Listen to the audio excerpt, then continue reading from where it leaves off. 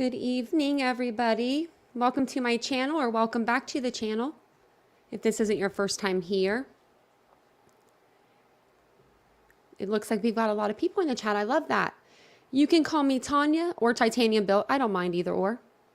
If you wouldn't mind, please like the video as you come in. If you like the content, I hope you'll consider subscribing to the channel. We will be having a members only live tomorrow evening at 7:15. I will drop the link in the chat one more time, and then I'll throw it in the chat periodically throughout the live. Just remember that it is going to be for Titan 1 or higher, but most of you guys, everyone is, I think, a Titan 1 or higher. That's on our members only list anyway. It's just like the Titan emoji is the only one that's excluded, but either one, the Titan 1 or the Titan 2. So thank you all for being here this evening. Huckleberry Hound came back. I saw that. I saw that you were in the chat earlier. Hi to the mods. I saw that Summer Teresa's here. Catherine's here. Catherine. I think I say it wrong both times, but that's okay. Huh. Cheryl's here. Leslie's here. Yeah.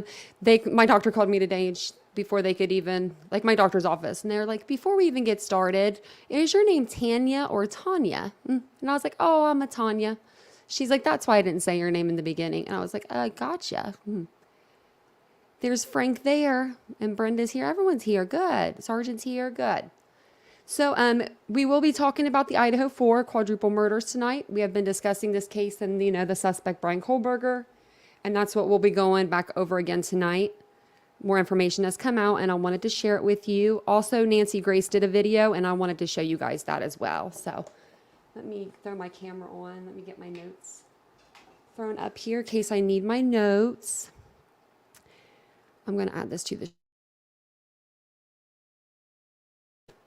I muted myself instead of turning my camera on. How about that? You take one day off and you don't know what you're doing anymore. But I am going to take some time off.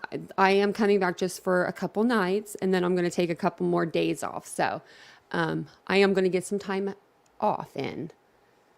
But I do have to go to 2 doctor's appointments tomorrow. So I figured, why not do a members only live tomorrow night? Because I will be all doctored out, and I'll be ready to talk.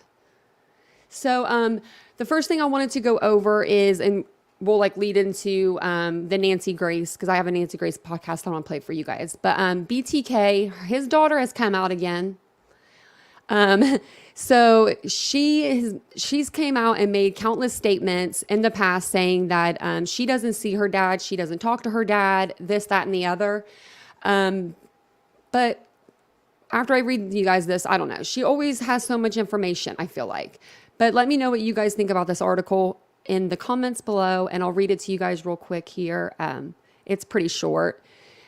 And it says, the daughter of the BTK serial killer says Bryan Kohlberger fans and supporters risk feeding his ego.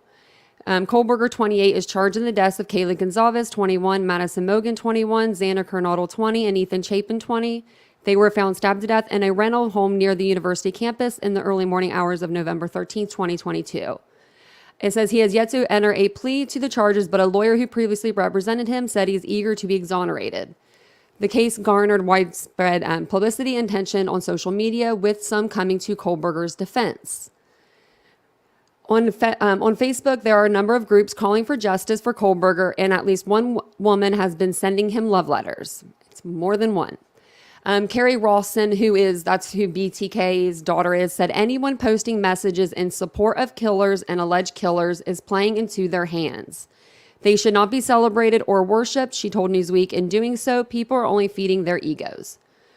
Rawson said fan mail began arriving for her father, Dennis Rader, who calls himself BTK for bind, torture, kill, at the Wichita jail, where he's being held shortly after his arrest in 2005.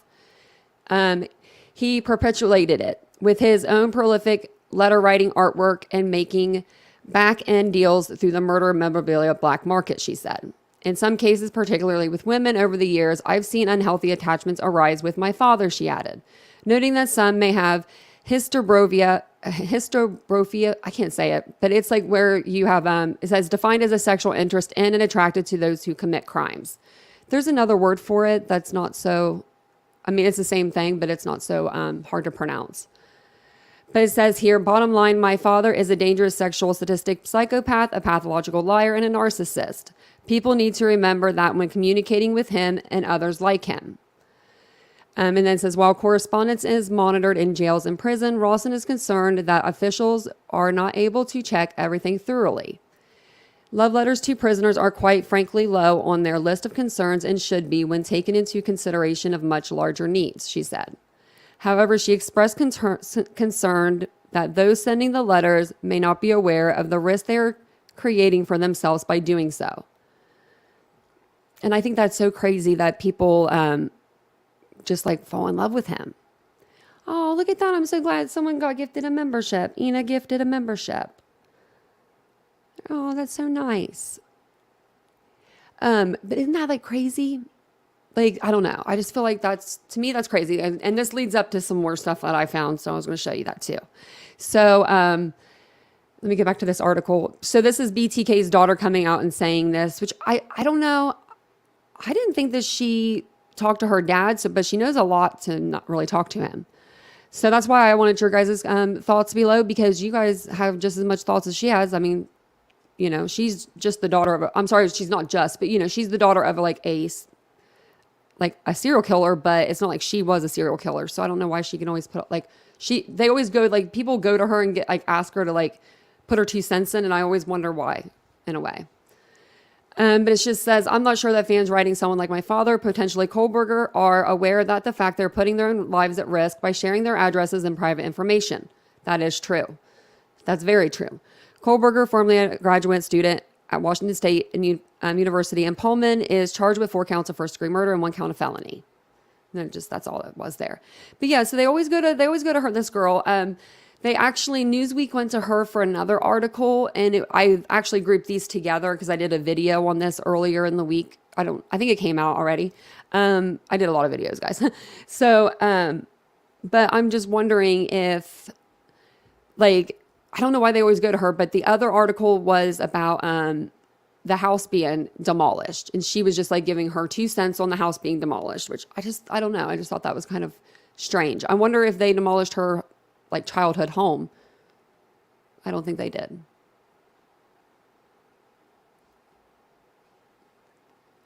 Oh, so you're wondering okay, yeah. So the members live we're going to do like a mental health members live tomorrow too. It's going to be a good one.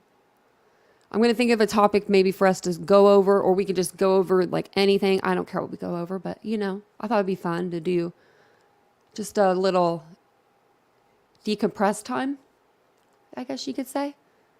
And I feel like I sound nasally tonight. If I do, I'm sorry. I feel like my allergies like flared up earlier before I came on to come on the live. So that's all that article that I wanted to show you, because this leads up to what I found. So remember a couple weeks ago we were talking about Bryan Nation. It was the subreddit that came up for Bryan Kohlberger. So they got a new one. So Bryan Nation, they Reddit, like whoever the mods are for Reddit or whatever these like subreddits are, I'm not really good at Reddit, but they got this like website or this subreddit shut down, and it was like 3,000 women or something crazy that were like writing, and they were talking about how much they love Bryan Kohlberger and how he's innocent and he's, you know, their dream man. And you guys know the dealie. We talked about it when we talked about Brittany Hislop, his one and only, you know, true love. So the Reddit got taken down today. So the Reddit that the Bryan Nation was already taken down. So they started a new one. It's called Bryan's Girls or something like. Let me see. Is that what it said? Yeah, Bryan's Girls. And they actually spell it wrong on purpose. They spell it with an I. They said on the subreddit earlier today. I just happened to be on right when all of this decided to go down. So I was on Reddit and I saw this subreddit and I was like, you've got to be kidding me. And I saw people were trying to shut it down. Well, I saw on there that it said that they spell their name wrong on purpose so that they can get busted for having this subreddit. Well, I was on my phone and I was on my computer at the same time, which I don't know why I was, but I was, and the Reddit post got privated, like the whole subreddit. So whoever the moderators are, they privated the subreddit so you can no longer see what's in there. But I happen to have it up on my phone. So I was able to take some screenshots before it kicked me off of there. And I was able to get them for us to look at. I don't know what's wrong with people. I don't understand why these girls can't just go to like a bar and meet like a guy at a bar or at like a church or at a grocery store or at the mental clinic, Tinder, some of us have. I don't know. It's just it's crazy to me. There's a lot of Bryan Kohlberger fangirls. It's just insane to me. So I'm going to go through these and then we'll go over the video I did today. We'll go over that, where they found Bryan Kohlberger, when he was arrested, and then we'll get into the Nancy Grace. I wanted to see something. I thought I had, I don't know. I thought I had something, but because they have they do have mental issues. Yeah. Me too, Princess Mega Elsa. So I was like, I'm going to get on here. I wanted to see what these girls what they were posting, and I was like, let me see. So this one here, it just talks about she ran, 3 kilometers in 20 minutes today, inspired by BK, obviously. She just talks about how she's inspired by his love of fitness and continually on how he is bettering himself as a person. It says, this might sound stupid to some, but seeing this guy being torn apart by the media and annoying online sleuths, but also reading about his life and how he improved continuously, has been the main reason why I decided to stand by him. Okay. Did you tell him that? I don't think he knows.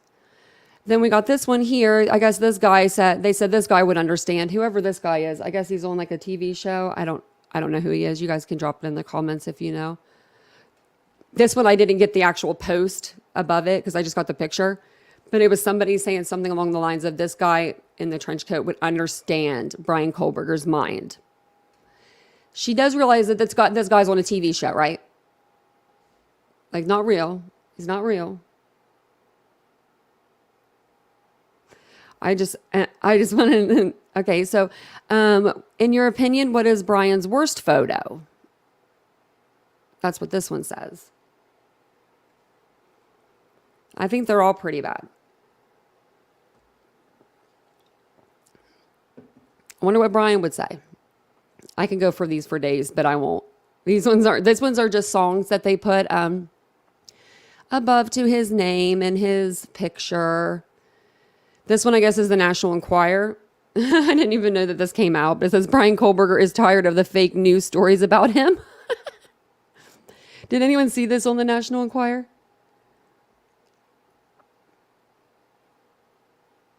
Photoshop Bryan's head in the pic. Let me go back. People are not right. They're not. I don't know. People aren't right. Oh, here, I forgot how my fan went, but I think it's okay. I don't think it's too loud. And then they have this one, Can't Help Falling in Love. It says by request. Apparently that one was by request. And these are all videos. I couldn't get the video because, this one's scary. So shock alert. Sorry if I scare you, but it says, does this one say anything? No, this one doesn't say anything. But that's Bryan. It does say, what does it say? Baby, Bri. Yeah, it does. It does. That does say that on the door. Oh yeah, my grandma used to love the National Enquirer. I didn't know they still had it either. My grandma used to read this stuff back in the 90s. There's another one that's going to scare you on here. Maybe. No, it's not scary, but it is scary when I read it. This one here says, imagine you're walking home, you hear footsteps behind you, you turn around, and it's Bryan. He asks you for your address. Are you for real? Would y'all give me your address? I'm just like, I think I'm going to need a shower after this. I feel like I got bad juju right now. And then I guess Perez Hilton came out with this one. They just been, posting these on the subreddit. Creepy group supporting Idaho murder suspect Bryan Kohlberger banned from Reddit. But there are more. Yeah, there are more. And then this is the last one. And it says, this one's from Sample Spike. We're under attack. I'm so upset right now. Bryan Nation is gone, original and number 2. And they are permanently suspended my account related to it. I'm appealing it, but no doubt I'll get anywhere. The subs broke no rules and low life people came and vowed to get everything taken down. These trolls were the ones actually breaking rules and threatening violence. My account allegedly posted violence and gore going against Reddit's content policy. I did nothing of the sort. In fact, I did the opposite, calling for respect and peace. I just want y'all to know I love you and our crushing on Bryan may be controversial, but it's not hurting anyone. I want us to survive and hope this sub makes it. So, yeah, if you're on there and if you're on Reddit, make sure you go over there and, I don't know, report the page or something. That's what I did. Well, actually, I've been trying to get into this. I've been trying to get into subreddit. I'm trying to get in there, but I don't think they're going to let me in. I even tried to private all my stuff really quick to see if, they wouldn't know. And then they would let me. We are under attack. We are. I'm under attack. You get the National Enquirer every Tuesday in Scotland. Oh my gosh, that's funny. My grandma loved the National Enquirer. That was like her Bible. She swore by that thing. I mean, they would be resurrecting people and everything else, but gosh love her, just gosh love her. I'm going to close these tabs because I don't think I need them anymore. And this is a lot to have open. And then we'll get on to the next. But I wanted to show you guys that subreddit because I was looking through that stuff today and I was just like, wowz. I'm like, really?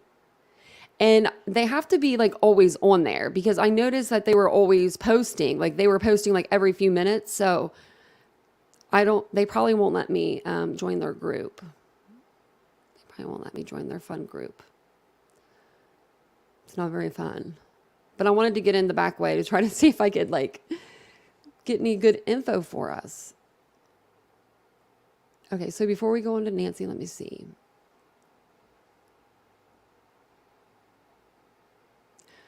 Okay, let me see what this is really quick. Just want to make sure I have these in order. Yeah. So if you guys didn't check out my video, and also if you guys are new, hello, welcome. I'm haven't said hi in a while. I was reading everything. I was kind of speeding through some stuff. So let me slow down a minute and say hello, hi, welcome. If you guys wouldn't mind to like the video, that would mean the world to me. If you like the content or you at least appreciate the content and you wouldn't mind subscribing, we'd love to have you.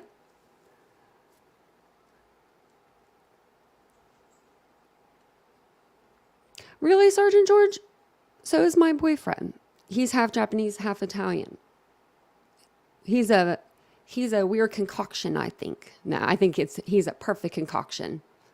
His mom is Japanese. His dad was Italian-Polish. So he's Italian-Polish. So that's pretty cool. I like that. That's really awesome. I love learning about people and their background. Scott Irish. Look at that. I'm reading the chat so I'm I know I'm so far behind. If I missed anything, write it again, guys, because I might have missed some stuff. And I'll try to go back through, though. If you guys missed my video from earlier, or last night. Okay, so yeah, I made it last night. This came out last night, right around 7 o'clock, 8 o'clock, and I made a video right away about it. So Pennsylvania came out, and they went ahead and they released new details about where Bryan was located in the house when he was arrested on December 30th. I thought he was arrested between the hours of 4 a.m. and 6 a.m. because there were helicopters circling that time and air traffic control or something. Someone had gotten their flight data. It was some weird stuff. Gotten their flight data And that's when like the planes were flying over the house. So that's when I think a lot of people assumed he got arrested. But I guess he had got arrested earlier in the evening around 1:30, which I didn't know that. Because if you guys don't remember, a couple lives ago, we were talking and I said, why was he dressed like he was going to run out the door? Like he was ready to leave. He had on shoes, he had on shorts, he had on boxers, he had on socks, he had on an undershirt, he had on a sweatshirt. Well, any guys that I know that are going to bed, you're not wearing your shoes, you're not wearing socks, you're not wearing two shirts. If you're wearing any shirt at all, you're not going to wear two. So I was just really wondering that. I didn't even think about the 4 gloves that were on him and the flashlight. I put that to the side. I was just wondering about the clothes because I know when they arrest you, they don't let you put personal stuff back on. They don't care. They just don't. They're going to take you out as is. So they did, but they found him in the kitchen. So apparently when Kohlberger was arrested, he was found in his parents' kitchen, gloved up, bagging trash. Like, so he had gloves on, like medical gloves. He's taking trash out of the trash can that's only his, stuff that would have his DNA on it, and he's placing it in Ziploc baggies. Right? If that's not a red flag, I don't know what is. Like, you can't OCD. I'm OCD. I'm real bad OCD. Like, I will wear gloves to touch meat. I'm weird. I'm weird. You can call me weird. If I'm weird, I'll admit it. But you will never see me ever digging in some trash to get my own trash out of it. Like that. I mean, that's just like, no one would do that. Nobody with OCD would do that. That's the weirdest thing I've ever heard of in my life. I mean, that's not even OCD. Like, my brother had OCDs bad, where he washed his hands. He would wash, dry them, touch the doorknob twice, do it all again like 18 times in a row. And I'm not exaggerating. We've counted. It was 18 times one time. He had OCD on a whole new level. So I know what it's like to be around somebody like that, not just myself. And this is not it. Like, you know what I mean? This isn't it. This is just weird. Do you think he was going to go place all of his trash in either the neighbor's garbage, or do you think maybe he was just going to take it back to his bedroom and hoard it? I don't know. That's just weird to me. I think that his parents probably had no clue what he was doing downstairs, or it's like a tri-level, so I don't know where they would be compared to where he would be. But it's just insane. Like, you got socks on in bed? A thing you never do? Yeah. Oh, it's 6 degrees or negative. Oh, -6. Never mind. Oh. No, I've been wearing socks to bed the last few nights too. It's been like, I never do that. And so I can't really guess we talk about him, but it's just weird to me. Bryan's got big fans. He's got huge fans. He's got more fans than anybody's got. So I'll play this news clip for you because this is the news clip that like busted him out. Like, I was just like, what?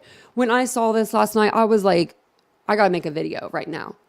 I was like, nobody has posted about this or talked about this yet. And then I literally broke it before Banfield. She didn't even go on last night. Bryan Enton did. I'm trying to say his name right. I never say it right. But I was like, I did it before him. I was so excited about myself. I was on a whole new, level of, I felt like I had some good news, some decent news. Cause I'm just like, what? That just makes him like, it puts another, nail in the coffin. And I like that when there's a lot of evidence against somebody to where there's like, no doubt that it's the person.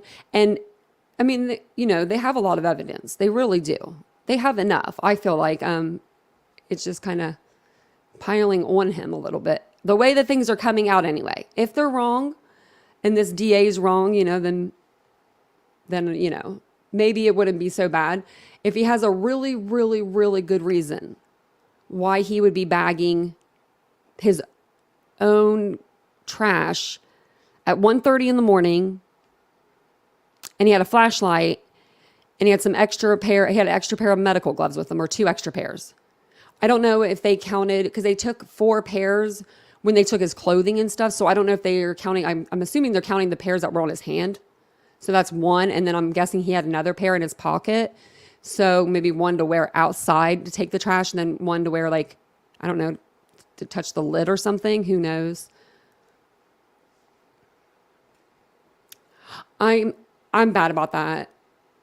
I brush my teeth way too much. It's actually a problem. I brush them way too hard. He like the fuck out of light switches. Yeah, no. My brother, he always had to touch the doorknob twice.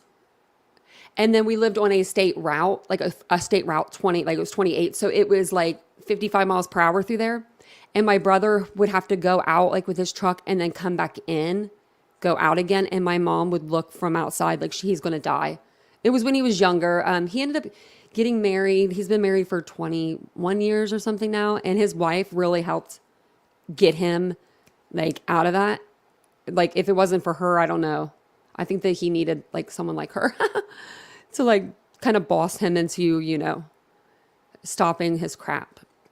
So this is basically just going to go over what I just kind of went over, but I want to show you this news article clip here, and then we'll go over it when it's done. And I'm not sure how loud this will be, so I'll turn it down a little bit.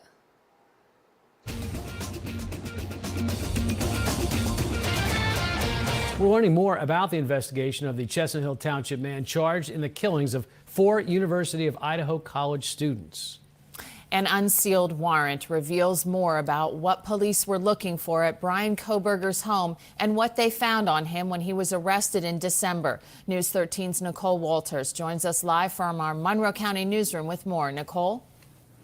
Kim, it's been 2 months since Bryan Kohberger was arrested at his parents' home. Now, for the first time, Monroe County officials are sharing what he was doing when police found him.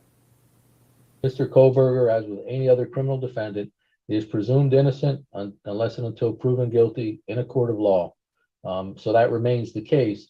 But certainly for the investigation and the interest of the investigators in building the case layer by layer, that was a significant find. This search warrant confirms Bryan Kohberger was under police surveillance for several weeks before he was arrested, and officials believed he was in possession of items related to the murder of the 4 University of Idaho students. Police raided his family's home within Indian Mountain Lake Estates in Chestnut Hill Township on December 30th, just before 1:30 in the morning. The warrant shows he had on him at the time a flashlight, 4 medical-style gloves, a T-shirt, a black sweatshirt, a pair of size 13 shoes, a pair of black socks, black shorts, black boxers, and they took 1 cheek swab. Mr. Kohlberger was found awake in the kitchen area, dressed in shorts and a shirt and wearing latex medical-type gloves, and apparently was taking his personal trash and putting it into separate Ziploc baggies. Monroe County First Assistant District Attorney Michael Mancuso tells us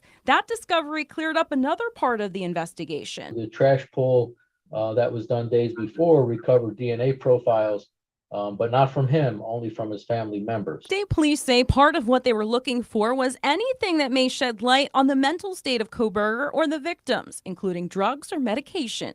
But we're told these actions speak for themselves. It could very well explain some of the other aspects of the case from Idaho, some of the lengths that a person would go to avoid having their DNA left behind when they know or should have known that there was an investigation underway. As far as the other items, 2 could play a big role in court. I would be keen on the shoes, the size of the shoes, the comparison to any shoe impressions that might have been recovered at the scene. But we're told the cheek swab is key. Something that they could compare to the DNA obtained, I believe, on the snap button for the sheath of the knife.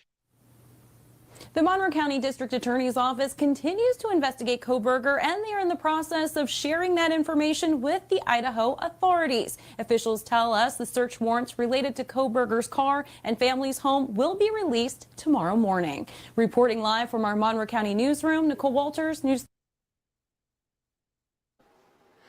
Where did we hear that? Because I heard that too somewhere.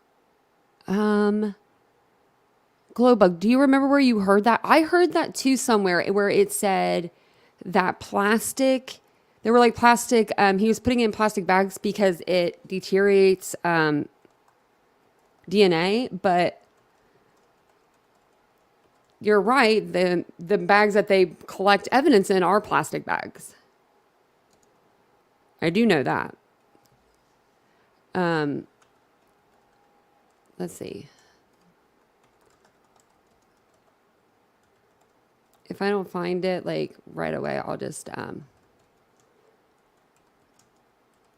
I'll look it up while we're watching the Nancy Grace video, because it's actually a video. It says, so wet or moist evidence that is packaged in plastic will provide a growth environment for bacteria, which can destroy DNA evidence. But if it's something that's just, not wet, then it will be fine to put it in a plastic bag. Jennifer Coffendorfer. Okay, that's who I heard it from too then. It was on News Nation then, I think. I just couldn't remember. I was like, where did I hear that from? Because I knew that I knew I heard that too. So that's insane. So, okay. So if you guys hadn't checked out my video that I made last night, this is what it went over. Pretty much they found Bryan Kohlberger in his parents' house at 1:30 a.m. They blew out, okay. He must have been really shocked because he didn't even take the gloves off. Like he didn't even move. Like, okay, so they like busted out the windows every which direction when they went in because they wanted to catch him off guard, things of that nature. But you just think like he must have really been not even, you think that he would have been thinking like looking around for his parents to make sure they're not coming down the stairs. But he wasn't even on high alert. He was literally laid back or something, just bagging up his trash in his little baggies. And I wonder how many baggies there were, if it was just one baggie or if it was multiple baggies, if he was separating it somehow. I don't know. But I guess he was helping them do their job. Already bagged, just got to tag it. I think Coffendorf. Yeah, I think that's who it was too, just Samantha. I think that's who I heard it from too. Yeah, does she have a new job at News Nation or something? She's always on News Nation now.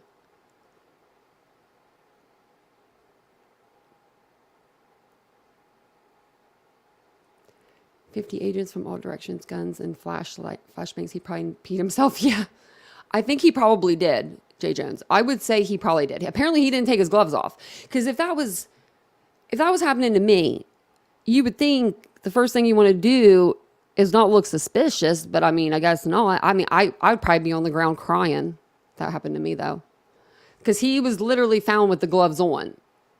Like, I wonder if he was on the ground when they found him. I just can't wait to see that video. I hope that video comes out. It probably will never come out, but if they have a video of them, I'm sure they do have a video of them taking him in.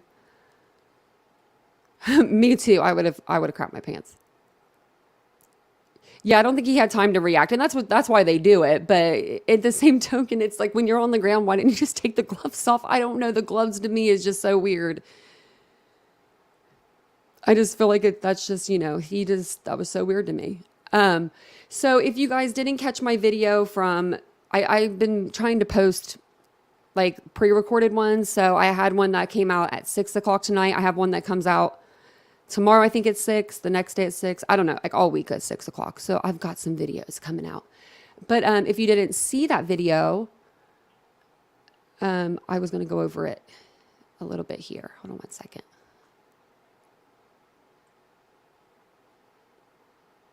Let me see which ones have come out. Okay, so the last Nancy Grace that I played, it was the robot was back. If you guys, I don't remember was it the probable cause? I think it was the probable cause. Okay, so Nancy Grace, every once in a while, she'll need a break, I guess, or something, and she'll let this robotic thing, like person, like it's an AI, speak for her. And so when it comes to like legal documents and stuff, sometimes she'll let that like AI bot talk. Well, I'm going to put this up. So when the search warrant the search warrant came out for Bryan Kohlberger, I don't know what this is. Nobody could read it. So her AI, she put him in to do the job. So I'm so sorry if earlier the video you watched was like very robotic. This one isn't going to be as robotic because it's Nancy and it's actually a video and it's not us just listening to her podcast. So that's even better. But if you guys need to know any of the items that were listed on the search warrant, just let me know. I think we got them all figured out all the way from 1 to 63. The ones from Bryan Kohlberger's parents' home that they took, those ones were the ones that were like unlegible. So we got those ones all figured out. And a couple of them she's going to actually mess up on. So I listened to this earlier and I wanted to show you tell you what she's going to mess up on before she actually messes up on it. So Nancy's going to mess up on a couple things. Let me check the chat really quick. Yeah, I would love to see the cop's body cam for sure. That would make me happy.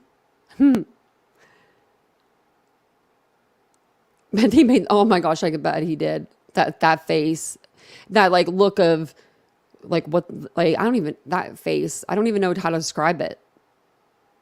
It's kind of like a what the F face. Couldn't look more suspicious, yeah. I probably would have jumped out of the car and ran, though. He's actually stayed there. I'm surprised. Yeah, I would be charging people good money if I could for that one. I'd be like, people would be paying it. I don't know if he was resisting. I think that he had to have said something in order for them to do that, in order for them to put him in that vest, I would assume. Not just because it's a high profile case. I mean, usually you have to say something or do something when you're arrested in order for them to be like, oh, take the shoestrings. You know what I mean?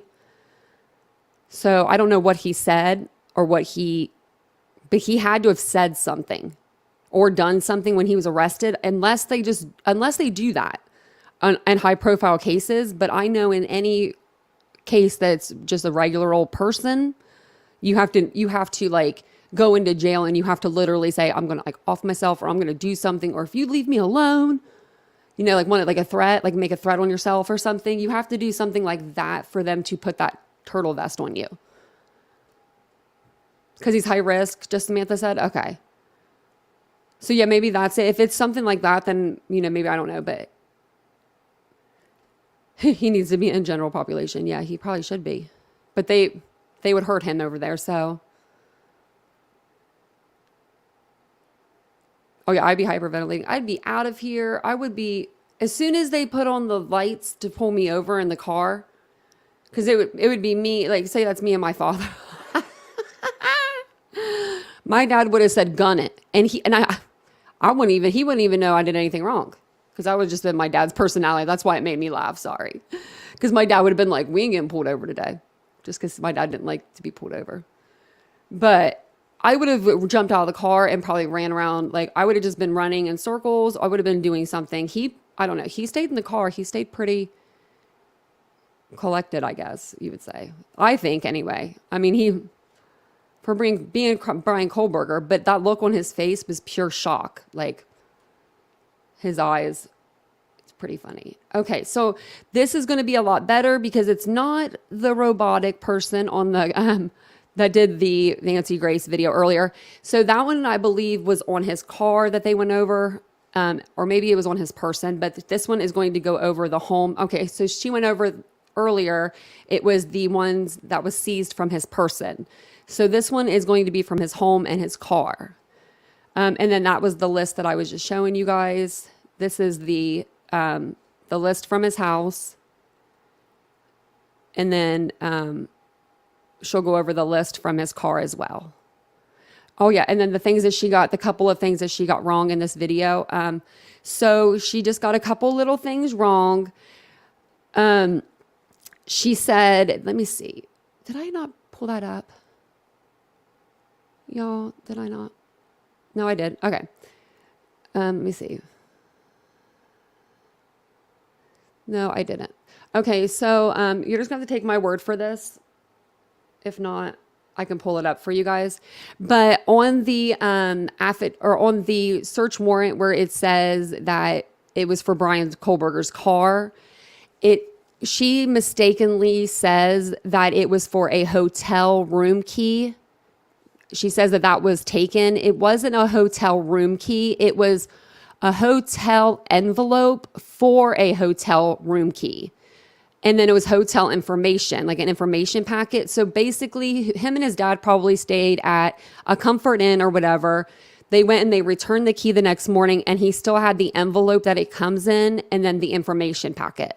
But Nancy says it a few times, like a couple times on here, that it's a key, and it's not. It's not a room key. I thought I had that one up here to show you, but I don't. But I can find it for you really quick if you need me to.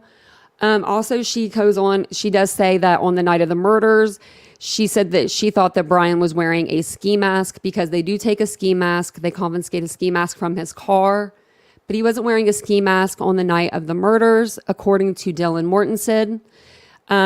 Right here, this last paragraph at the bottom, it says that Dylan stated she opened her door for the third time after she heard the crying and saw a figure clad in black clothing and a mask that covered the person's mouth and nose walking towards her. So I just wanted to point those two things out because she does get those wrong in this video. But I will stop it and I will let you know whenever she messes it up a little bit, because I'm just like, ooh. But it's only a couple of things, but I just wanted to bring them up to you. So I'm going to go ahead and play. Oops, this is going to be loud. Okay, maybe not. Okay.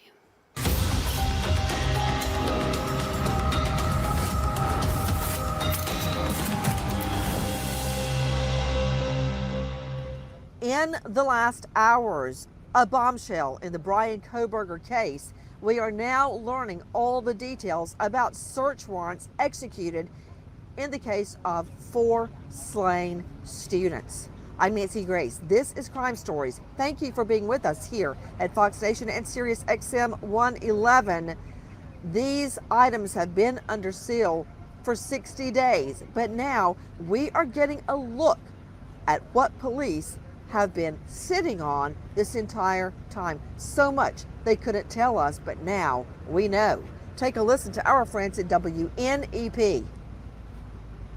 Those search warrants were placed under a 60-day seal by a judge in Monroe County. Those 60 days are now up, and 2 new search warrants were released today detailing exactly what investigators took from Kohlberger's parents' home in Chestnut Hill Township and from his Hyundai Elantra. According to court paperwork, more than 60 items were seized from the home in the Poconos. Among the items were a knife, gun, a cell phone, black gloves, and a mask. Officers also took clothing, shoes, and personal notes. Those search warrants were placed under a 60. Guys, we are understanding that Pennsylvania police have released a full list regarding an unsealed warrant, including items taken from a pre-dawn raid. Do you guys remember that? Because I sure do. Take a listen to our Cut 3, our friends at WPVI.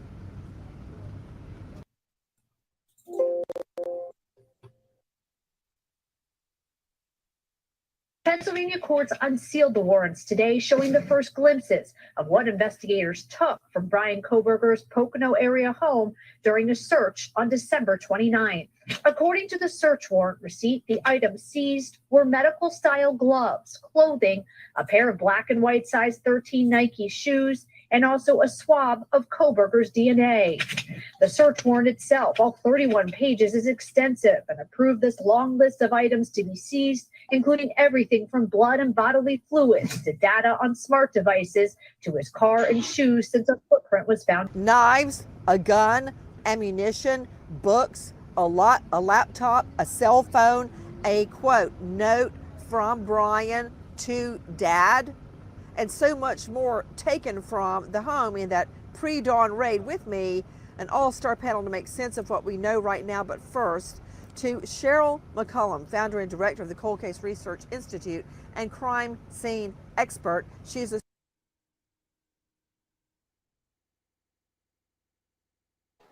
Let me see what's going on with Nancy. star of a new hit. It sounds like she's like cutting out, but I think it's just, I'm going to refresh the page. Because I sure do. Take a listen to our Cut 3, our friends at WPVI.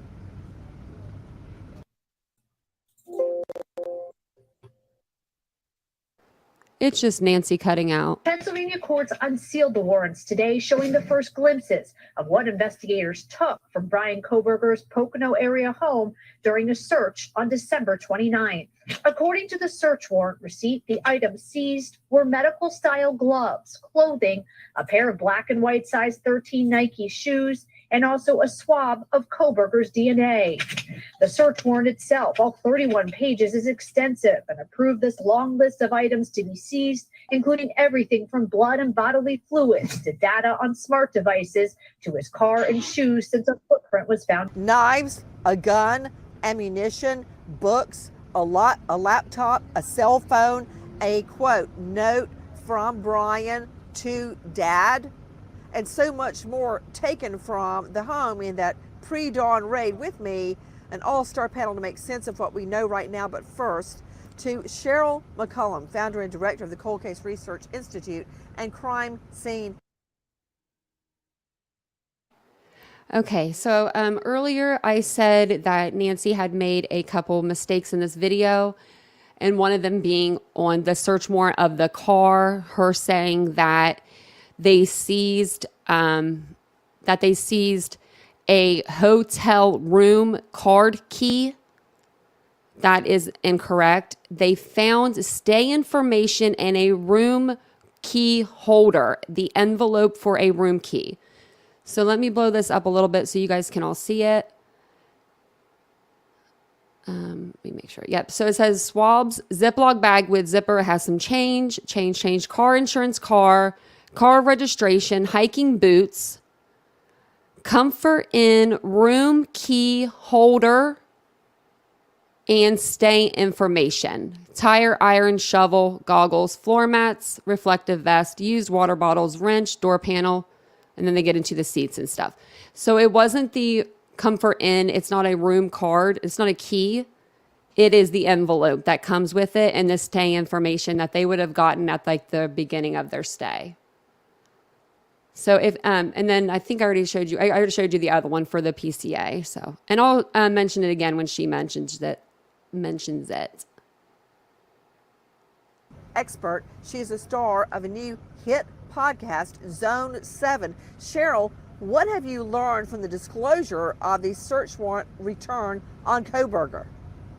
Well, they got a flashlight. They've got some chemical resistant gloves.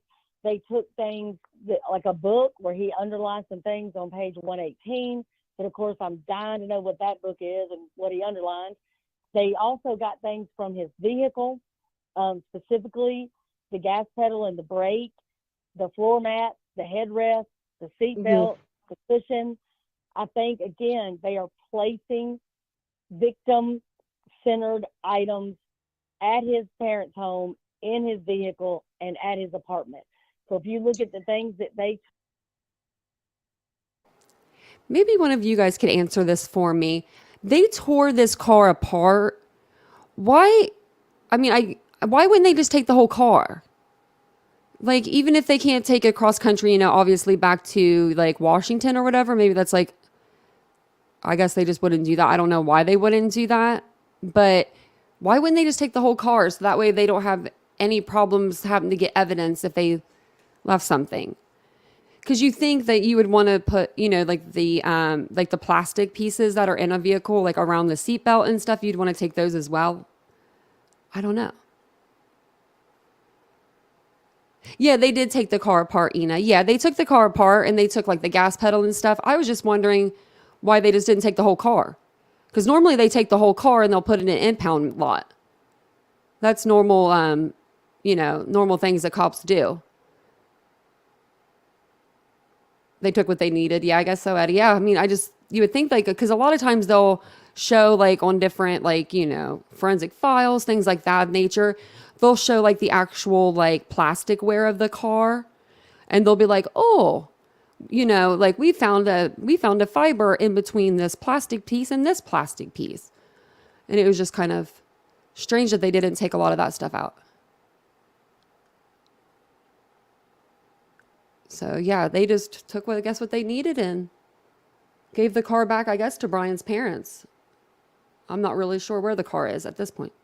I'm assuming that at Bryan's parents. Took It appears to me that those search warrants were very targeted and very directed. Police also seized a shovel from the accused killer's white Hyundai Elantra, Ziploc bags, hiking boots, and a wrench.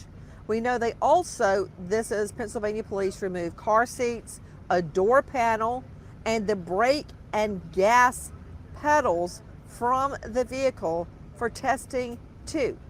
And obviously to you, Chris McDonough, joining me from the interview room on YouTube, former homicide detective, has handled well over 300 homicides. Clearly, they believe that the night of the murders, when Kohberger allegedly left the murder scene, which is extremely bloody, he had blood on his tennis shoes. And when he touched the brake or the gas pedal, he left behind the victim's blood DNA. That's got to be what they're doing, Chris McDonough.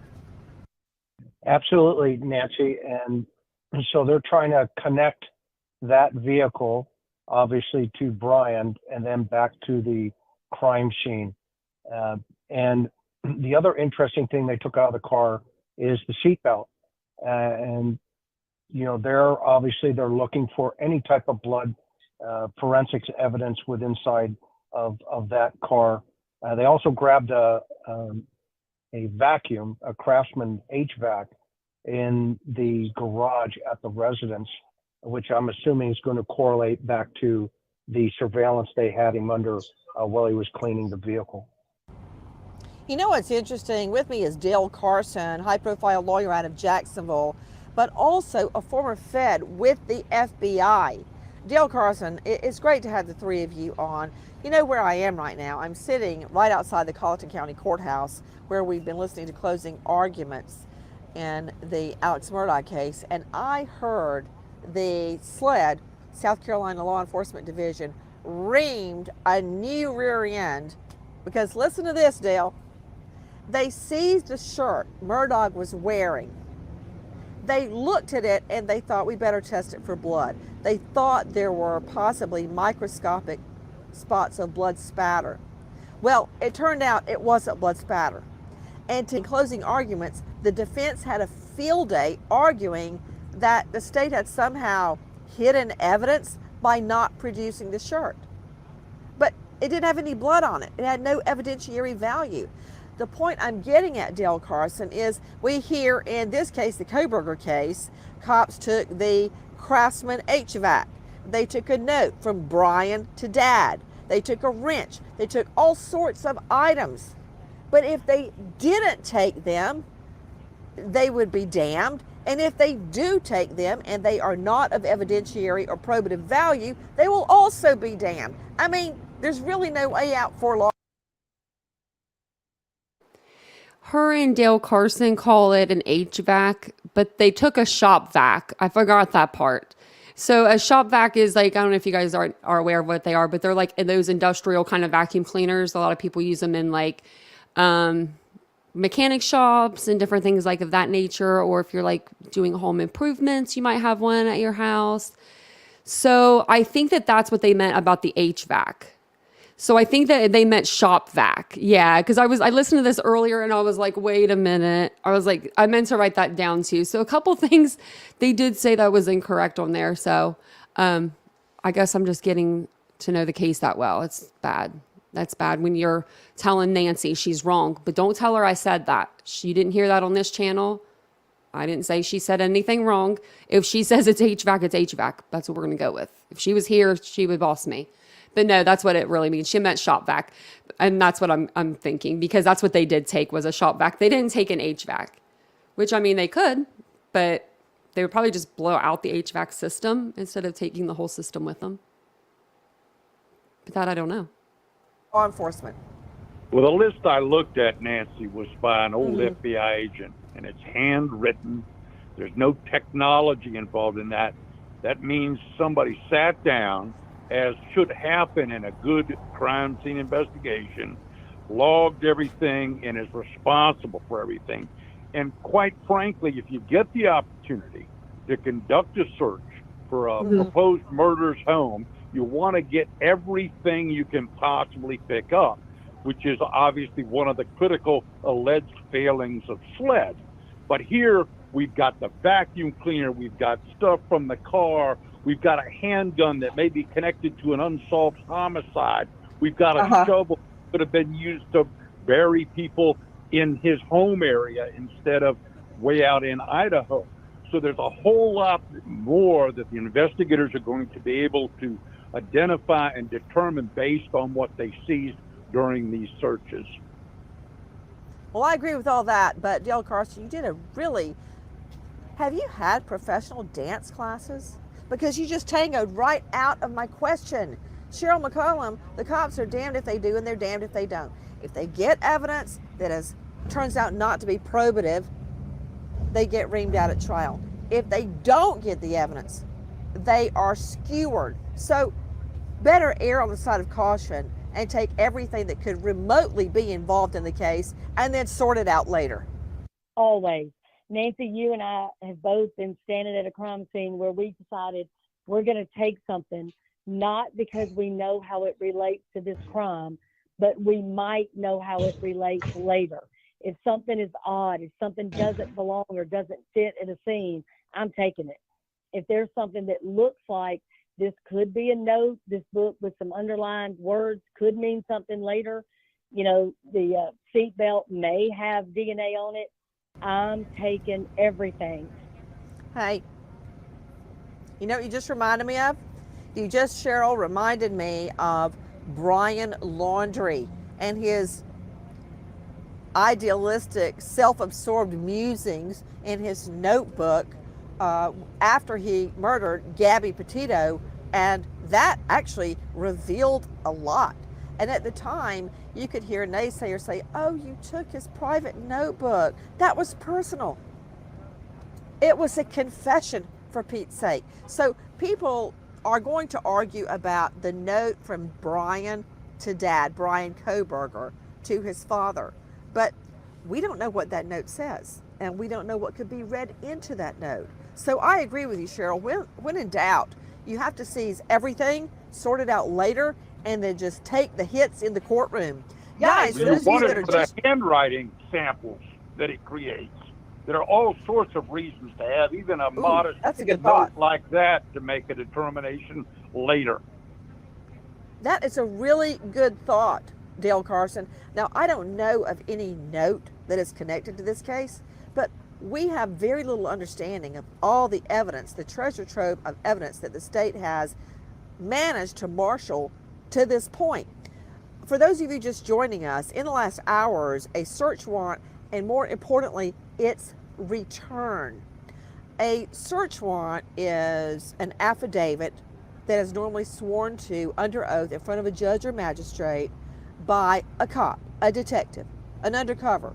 It could be a number of people within law enforcement that tells a judge why that cop believes a certain car, warehouse, home, trunk, container should be searched.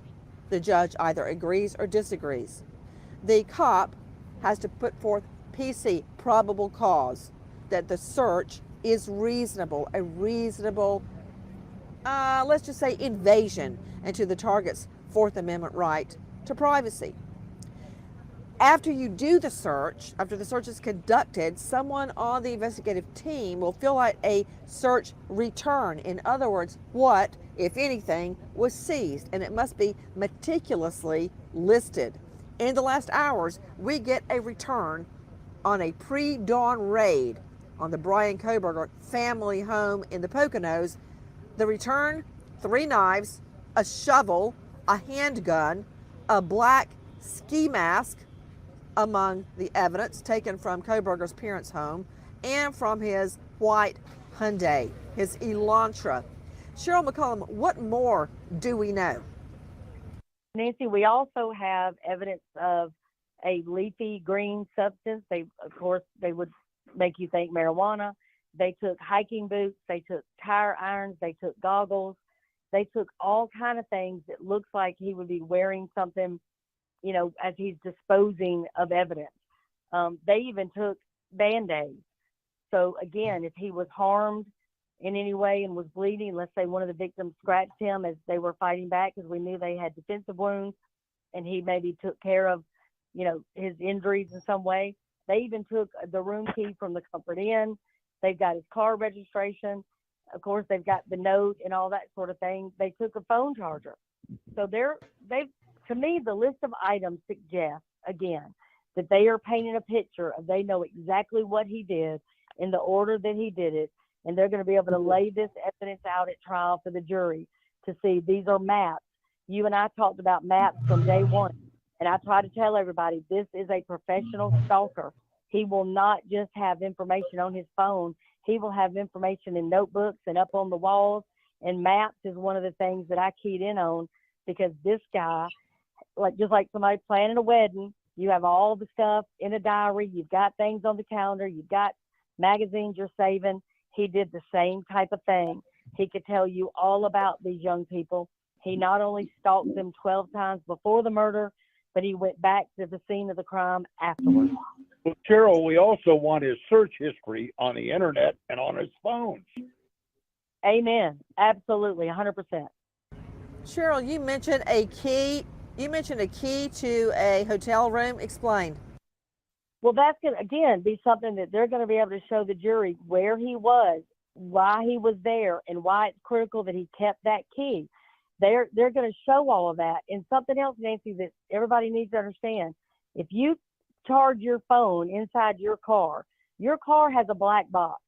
And when you plug that charger straight into your car, everything on your cell phone goes to that car's black box. So even if he were to throw that phone in the Atlantic Ocean, we would be able to get the information straight off the phone. Hey guys. Hold on a second. I listened to this earlier and I must have missed that part because I would have asked Vincent about this before I came on. So I don't know if that's true. Is that true? If you okay, I know that most newer vehicles have black boxes in them, but is that true that if you plug your phone into the charger, your black box will take all of your memory and put it into the black box? That has nothing to do with your phone. The black box is for your car, so why would it record your phone? I'm gonna figure this out. Everyone's Jennifer's like, what? Wait, there's no way. Yeah, and Isabel says it doesn't really work like that. Yeah, I don't think that because black boxes only usually start recording your data when you brake heavy or you make an impact or you're not before the impact. I'm sorry. It does before the impact. So when you start to brake heavy and you slam on your brakes, that's when your black box is triggered to start. It starts collecting data like 10 seconds, or a couple seconds, after you hit that, right when you hit that right when you hit that brake, it's supposed to start recording right then. It's supposed to record you seconds before your accident, if that makes sense. You know what I mean? Because you usually do something seconds before a car accident, you'll put your foot on the brake, do something of that nature for it to trigger the black box to start running. But it's not gonna record your car or your cell phone data. Wouldn't that be yeah, that would just be so freaking weird. I'm gonna ask Vincent because he would know. All right, I'm gonna keep playing this because that's weird to me. I'm gonna look it up too, but I'm gonna ask him if he knows really quick. Take a listen to our cut one. This is Jillian Melee at WPVI. A lot of new information came down this morning when it comes to the murder of those 4 University of Idaho students. All of this as those search warrants were unsealed for both Bryan Kohberger's white Hyundai Elantra and his parents' home in Albrightsville. A knife, a Glock 22 40 caliber handgun with 3 empty magazines, a pocket knife, black face masks and gloves, numerous articles of dark clothing and criminology books are among a laundry list of items detectives seized from the Pocono area home on Lambston Drive. That's not all. I want to hear the rest, Jack. If you could play our cut 2 also from WPVI. The affidavit, released in late December, described what police discovered when they entered the Idaho home after the murders. A tan leather knife sheath was found laying on the bed next to 2 of the victims. The surviving roommate described seeing a figure dressed in all black clothing and a mask, adding that they were athletically built with eyebrows. Now, what we also learned today from those newly unsealed documents is that in that white Hyundai Elantra, detectives found a number of things, some of which include gloves, boots, and a shovel. They also seized numerous parts of the vehicle itself, including the brake pedal, gas pedal, and more.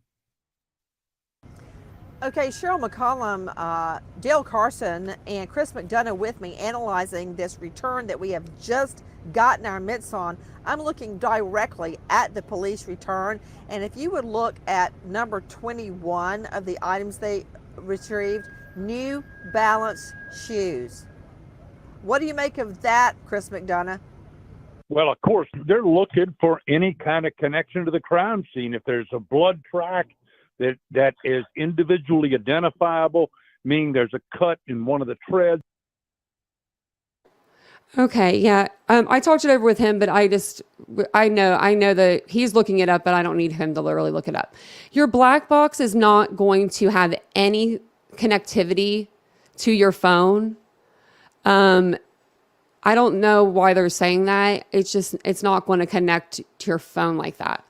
Your black box records data from a time of an accident it's going to record your speed, if you're wearing your seatbelt or not, if the airbags were deployed, things of that nature. So your Bluetooth, now if you hook up your Bluetooth to your car, that will have all of your photos, or that will send an alert to your phone. You have to connect your phone to your car when you first get it, or your phone to your speaker, or your phone to your whatever, your Bluetooth device when you first get it. That's why that's able to connect.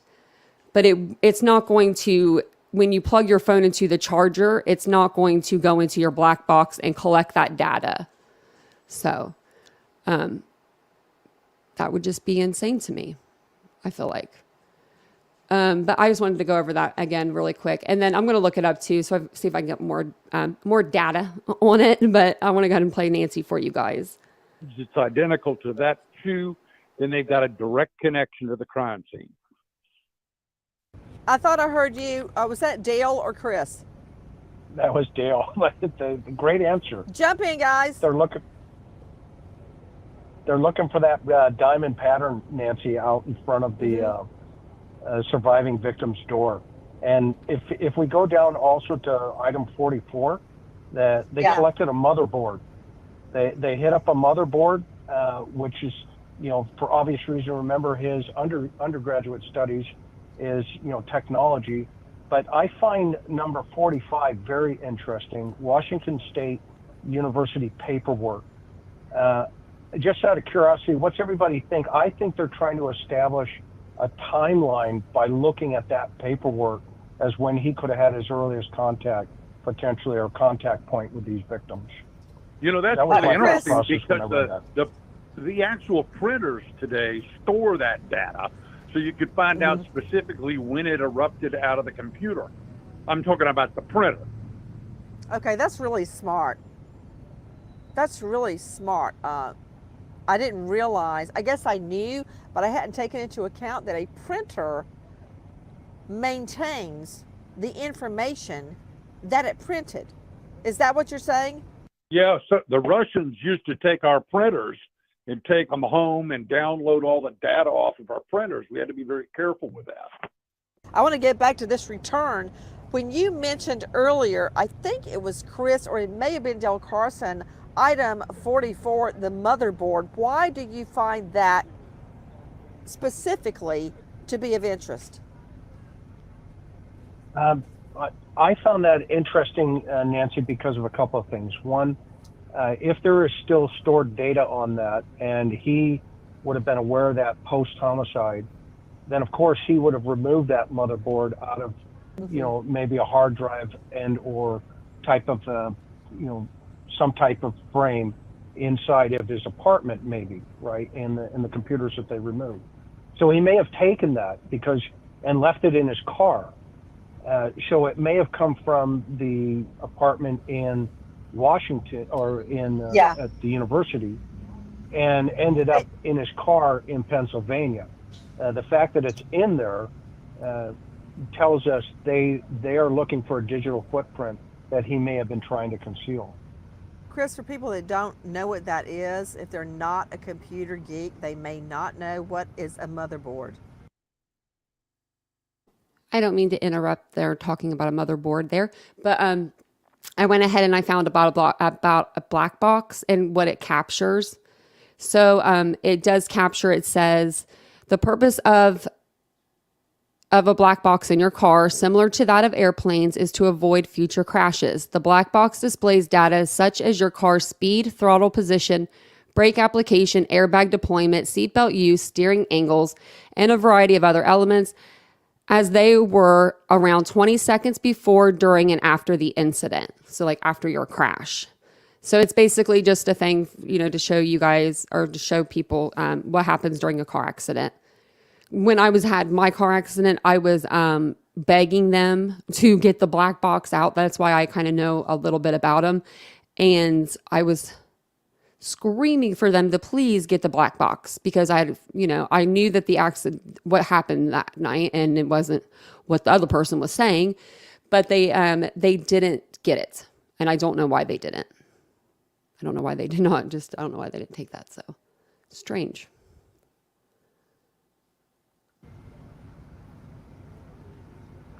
Yeah, well, a motherboard is it holds, all the pieces, the running parts of the computer, i.e. it's the brains of the computer. But the RAM memory And is so- what you want. The non-volatile memory out of those chips.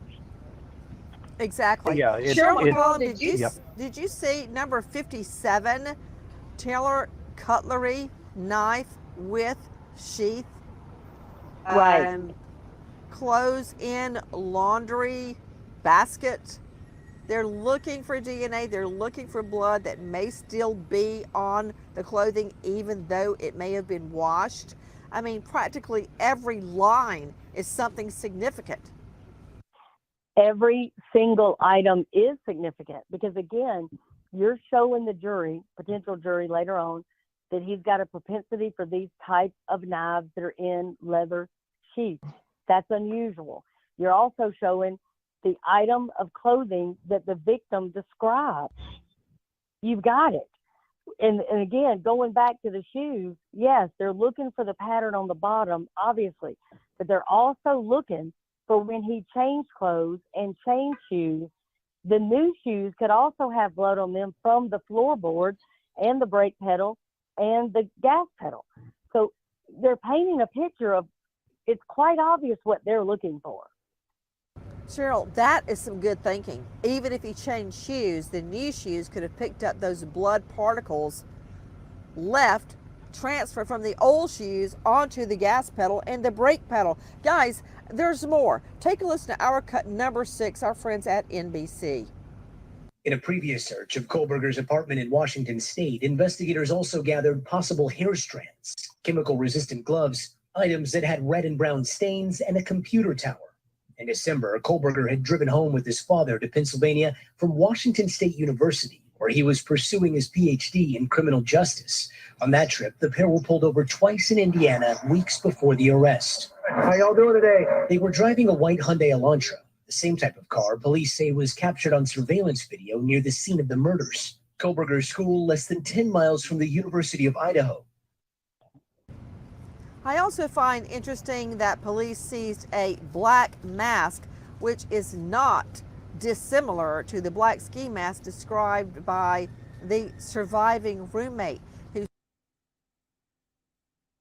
Okay, this is the last thing that Nancy gets wrong is right here. And I showed you guys earlier. Nancy's going to say that there was that Bryan Kohlberger was wearing a black ski mask when he was in the Idaho 4 house when Dylan Mortensen saw him that evening. But that's not really what the PCA says. And I'm just going to share it with you guys one more time. And I'm just going to read this like a little bit right through here. But it's like the last paragraph. It says, DM stated she opened her door for the 3rd time after she heard the crying and saw a figure clad in black clothing and a mask that covered the person's mouth and nose walking towards her. So I feel like if it was a figure that was wearing a black ski mask, she wouldn't have been able to see the bushy eyebrows as much. And I don't think that she would have said that it was a mask like that covered his nose and mouth. I think she would have said he was wearing a black ski mask.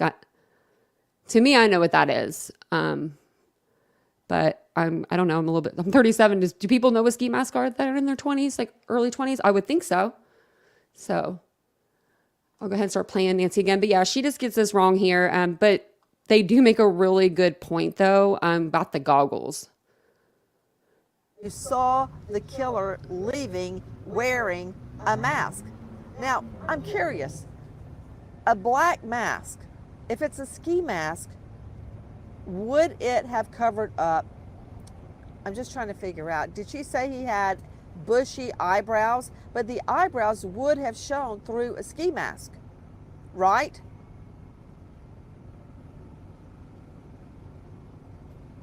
Everybody here in the studio, that's basically you, Sydney, is shaking no, no, no. But a ski mask has eye openings. Does anybody else agree? I know you're listening. Don't ski masks have eye? Yes, everybody but you, Sydney.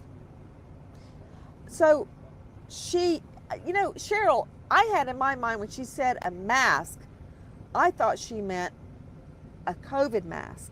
That was my first thought. But I'm seeing here, they seized a black ski mask, well, not dissimilar to the black ski mask described by the roommate. How did you take it, Cheryl? What type of mask did you think the killer was wearing? I thought it was a mask like you would wear to rob a bank, so a ski mask. And what I'm getting now from the list that y'all are talking about, the goggles, would that have been something that he would have worn to stop the blood spatter from getting in his eyes? You know, you scare me sometimes, Cheryl McCollum. I'm glad you're on the right side of the law. Go ahead, Dale. There's no report that he used goggles, and certainly the gal who did see him at the site of the killings didn't mention that. But of course, but again, they took them. They're on the list. And I'm just saying that is unusual enough that now my interest is piqued about those goggles. Yeah, okay. Let me think about that. Chris McDonough, from what we know, what we've been told so. Why would he have goggles, like swim goggles, in his car, though? Like, I mean, you think he would be going swimming in November? Even if you had him in your car from summer, who wears goggles? Other than, like, if you're going to be, like, really swimming in, like, I don't know, going underwater, like in a pool, I would say I would wear goggles maybe. I still wouldn't wear goggles. And I have a prosthetic and I'm supposed to wear goggles. And I still wouldn't wear goggles. So if I'm not wearing goggles, then I don't know. Indoor pool at a gym, that's the only thing I could think of too. Yeah, I was like trying to think of where they would wear them. But yeah, I guess so. Maybe there was a swimming pool at the college. You never know. He does look like the type that would go swimming. But do you think that he'd want to be around people? Do you think that he would want to get into water that other people's bodies were in? I don't know. He's just so weird to me. But yeah, maybe the WSU pool. That's probably what it was. He's a germaphobe. Yeah, I don't know if he would. That's why I'm like, I don't know if he would get in a pool. I mean, I don't know. With SpongeBob swim trunks. I could see that. I could see that being a thing. Oh, my lordy. So yeah, maybe that's why he had the goggles. And the shovel could be because, I mean, he lives in Washington and it's snowing there, I'm sure, during the winter time. So I'm sure you have to dig your car out of the snow. So it could be a snow shovel or it could be a regular shovel. I don't know. But I was just thinking a shovel would be good for that. So far, all the intel we've gotten, do you believe the killer was wearing goggles, protective goggles? I never picked that up. But they're seizing goggles here, so obviously they think there's a chance. There's always a possibility, but it's probably improbable, Nancy. I mean, I think Cheryl, Dale, and I would all agree with you that this guy was so sophisticated. Remember, we keep going back to how mechanical he was. And if you look at item number 57, for an example, I can't read I think it says Taylor. And it says knife with leather sheath. So this search warrant tells us a whole bunch of things about, what they're specifically going after. They have a sheath at the scene, so now they're trying to correlate, is this a habit pattern of this guy, to continue by knives with sheaths? And then if we look at some of the knives that they collected, the Smith & Wesson knife, for an example, I went and did a little research before the program today, and they have fixed blade knives as well.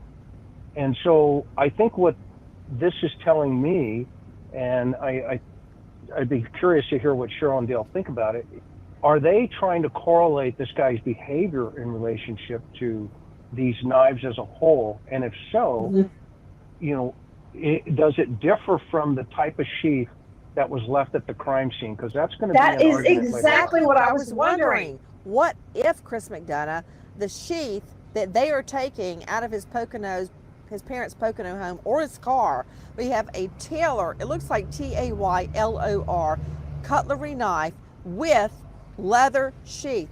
What if it's the same type of sheath that was found at the murder scene? I mean, that would be pretty damning in my mind. I mean, what's the likelihood that this guy has the same exact sheath and knife? Or the same knife. I mean, we never located the knife. We don't know specifically what it is, so it could be the very same type of knife. Cheryl, when you said, go ahead. This goes back to what I was saying before. You don't always know why it fits yet, but you take it anyway. This could very well be something that's got biological evidence from another victim. And that way, when they're asked in court, did you ever look for additional victims? They can say, yes, we did. We tested other knives that could have been used in other homicides. When you said you were interested about the flashlight, I am too. Was the flashlight, is this the flashlight that was used the night of the murders? And if so, is there any biological material still on it? I mean, Cheryl, you have to look at an item like a flashlight under a microscope to see if anything is in a groove or, the on-off button. It could be there without him realizing it's still there. That's right. And even if he's wearing those gloves, Nancy, he would have had to put that flashlight somewhere else while he committed the murders once he was inside. And when he touched it again and moved it again, you're talking about the Lockhart principle times 5. I mean, it's overwhelming, all the transferring that's going to be going on with all of this evidence. The blood, sweat, and different things that are going to be on not just the sheets, not just the sheets, not just the victims, not the perpetrator, not just his car, but everywhere. You're going to see evidence of those victims inside his apartment. You're going to see evidence of those 4 victims inside his parents' home. I mean, it's a standard that we all look for. Another thing on that list, it talks about fiber. A small fiber is on that list. That's real key to me. They did that deep of a search when they served these warrants. Hey, Jackie, let's hear our friends at NBC in Cut 6 one more time. I want to focus on these hair strands. In a previous search of Kohlberger's apartment in Washington State, investigators also gathered possible hair strands, chemical-resistant gloves, items that had red and brown stains, and a computer tower. In December, Kohlberger had driven home with his father to Pennsylvania from Washington State University, where he was pursuing his PhD in criminal justice. On that trip, the pair were pulled over twice in Indiana weeks before the arrest. How y'all doing today? They were driving a white Hyundai Elantra, the same type of car police say was captured on surveillance video near the scene of the murders. Kohlberger's school less than 10 miles from the University of Idaho. Dale Carson, if even one of the hairs found in Kohlberger's apartment match one of these 4 victims or the victim's dog, it's over as far as I'm concerned. That's direct connection. And let me go back to the mask issue, because I had access in Ted Bundy's killings to a lot of his own personally hand-drawn sketches of himself. He'd sit in front of a mirror and draw himself with his disguises on. If Kohlberger was into these sort of serial killers. Okay, wait. I gotta let that soak in. What did you just say about Ted Bundy dressing up in outfits and drawing pictures of himself? That's exactly right. He would sit in front of a mirror and hand sketch himself with a mask on, his arm in a sling, so he could get a feel for how he looked. And certainly Kohlberger would have had access to things like that. I don't know whether he had those particular sketches, but we know he emulates people connected with these kinds of crimes. I mean, we know that. So it's quite possible that he would take that mask and the knife and those sorts of things and play with them in front of a mirror so he could look at himself to behave that way. And that's where photographs become so important, in the phone usage, in the RAM memory of that computer motherboard that we're talking about, to see whether he actually displayed himself. I mean, we know from the sex crimes point of view, and I realize that he's not been charged with that, but from that perspective, these individuals achieve satisfaction from looking at themselves and how impressive they think they look with that narcissistic angle. Okay, you know what? I kind of blacked out when you said Ted Bundy would dress up in different outfits and then draw pictures of himself. Cheryl McCollum, what would you think if you walked in on your husband and he had some outfit on and he was drawing pictures of himself? Why does it have to be my husband? Why can't it be David? Because I'm picking on you right now. Drawing pictures of himself. Listen, here's the bottom line. I think what the point Dale is making for me is it does show a level of ego that is obviously concerning, but it also points to what you can glean from these searches. They should be looking for sketchbooks. They should be looking for things on his phone. They should be looking for items that he bought to disguise him. Yes. How many times, and I'll bring the guys in on this too, Dale Carson, Chris McDonough, but first to you, Cheryl McCollum. How many times do you believe Bryan Kohberger put on his outfit that he was going to wear the night of the murders and checked it and looked in the mirror? Ugh. What? I think he thought about it. I think he fantasized about it. I think he put it on and off repeatedly. I think he might have even timed himself how fast he could get it on and get it off because he knew he was going to have to change clothes. No doubt in my mind. That's Magic Cheryl for you. You get it, girl. Okay, Dale Carson, I know you somehow have to work sex into every single possible topic. You even worked it into a scenario of walking into the grocery store and on one side of the wedding magazines and the other side of the penthouse. But so, go ahead. I'm ready. How many times do you think Kohlberger, if in fact he's guilty, tried on his outfit? It's like a girl in the dressing room with those mirrors that are all around looking at herself from every angle. Well, our wives do this all the time. They sit in front of a mirror and they put on a disguise, right? I didn't say that, by the way. I'm telling. So this is about his image of himself, Chris McDonough. He was playing a part after all of his interviews with all of these convicted felons about what did you feel at the time of the crime? How did you pick out your victim? How did you exit the scene? All of his questions, he's living vicariously through these other criminals, and then his image of himself committing these crimes. He fulfilled his fantasy. You are 1,000% right, Nancy, and you know that's his right. That's his superego, right? That's id speaking there. And if we look on the search warrant, when Dale mentioned the drawing, look at item number 34. I can't make out what the third word is, but it says a man's something. Okay, no problem. A man's, oh my goodness, a man's something drawing. It looks Exactly. Okay, so let me know if you guys can see this or not. But let me know what you guys think number 34 says. Is the second one down? It either says I think it says a man's hand drawing, but other people are saying a man's world drawing. But I don't know what a man's world drawing would be. So let me know if you guys know what that means in the comments below. But we deciphered all these and we got a man's hand drawing. That was one of the only ones that I had even any questions about. So that's why I was going to ask you guys. It's mind. It's a man's. You think it's mind drawing? Oh, I thought it was a man's hand drawing or a world drawing. Oh, it's a mind. Okay, a man's mind drawing. So what's a mind drawing? I wonder. I'll have to look that up. I'm going to have to write that down. Because that could be it. This guy, this officer, he was really doing good in the beginning, you know, with writing it out. And then he just started getting a little tired, I think.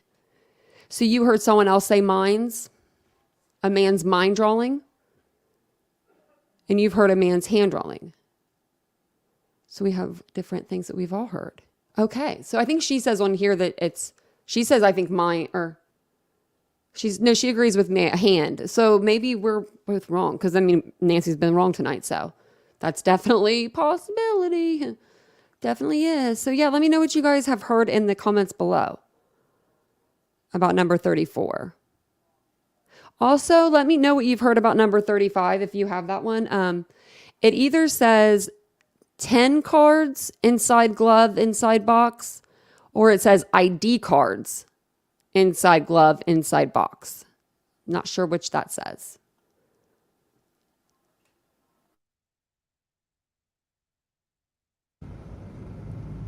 Word drawing?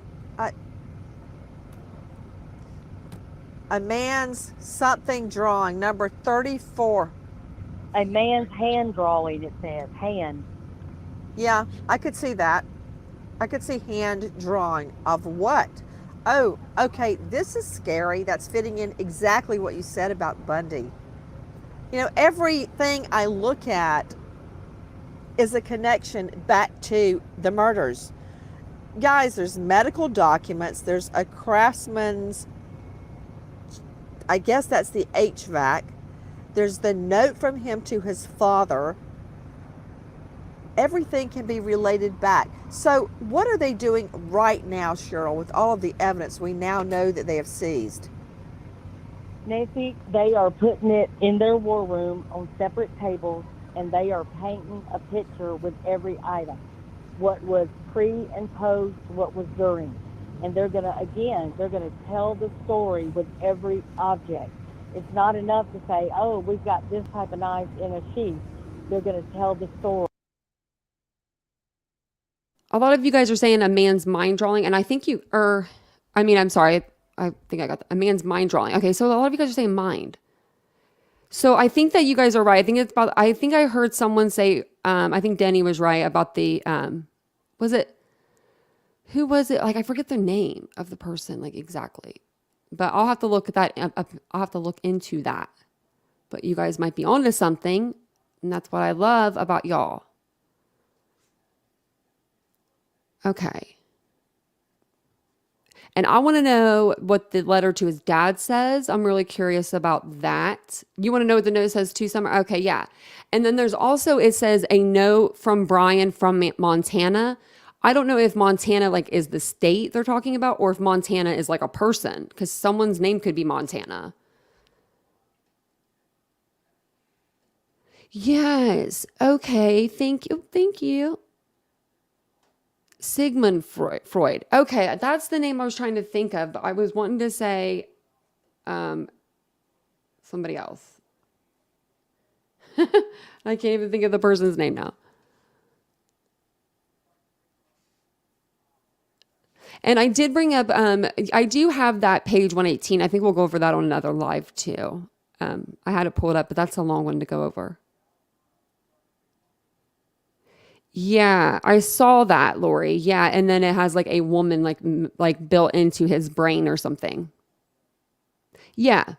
Yeah. Yep, that's what it means. So, very, very strange. Okay, we're getting things accomplished. I like that. Why this night? Also, if you guys wouldn't mind, Hello, hi, and welcome. If you guys have never been here before, I hope you appreciate today's case coverage and you'll consider subscribing to the channel. Hopefully you guys have all liked the video whenever you came in. If you haven't yet, if you would please like the video, that would mean the world to me. It does send it out to the algorithm and you could be one step closer for me to achieving my goals. You can help me achieve my goals. So it's free to do. It's lovely to do. Thanks, guys. Why a leather sheath? Why would he drop it and leave it behind? Why the blood in the floor mat?